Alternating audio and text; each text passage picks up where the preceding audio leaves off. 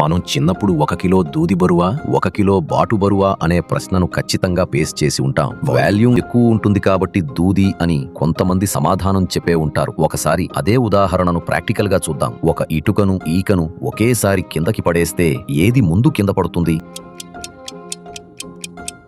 ఇటుకనే మొదట కింద పడుతుంది. ఎందుకంటే ఈక యొక్క ఆకారం గాలిలో విస్తరించి ఎక్కువ గాలిని అడ్డుకుంటుంది. గాలి దాని బరువు కంటే ఎక్కువగా దాన్ని వెనక్కి నెట్టడం వల్ల అది నెమ్మదిగా కింద పడుతుంది. మరి ఇటుక ఆకారం ఇంకా పెద్దగా ఉంటుంది కదా, కానీ దాని బరువు ఎక్కువ అవ్వడం వల్ల గాలిని సులభంగా కట్ చేస్తూ కిందకి వేగంగా వెళ్తుంది. అంటే ఇటుక త్వరగా భూమిని చేరుకుంటుంది. ఇదే ప్రయోగం ఒక వాక్యూమ్ ఛాంబర్ లో చేస్తే ఏది ముందు పడుతుంది? వాక్యూమ్ ఛాంబర్ లో గాలి ఉండదు కాబట్టి ఈ పరిస్థితి మారిపోతుంది. ఇటుక మరియు ఈకను ఒకేసారి వదిలేస్తే అవి రెండూ ఒకే వేగంతో కిందకి పడతాయి. గాలి అడ్డుకునే పరిస్థితి ఉండదు కాబట్టి గురుత్వాకర్షణ శక్తి మాత్రమే పనిచేస్తుంది. బరువుతో సంబంధం లేకుండా గురుత్వాకర్షణ అన్ని వస్తువులను ఒకే వేగంతో కిందికి లాగుతుంది. అందువల్ల అవి రెండు ఒకేసారి కింద పడతాయి. ఇదే ప్రయోగం నీళ్లలో చేస్తే ఏమవుతుందో చెప్పగలరా?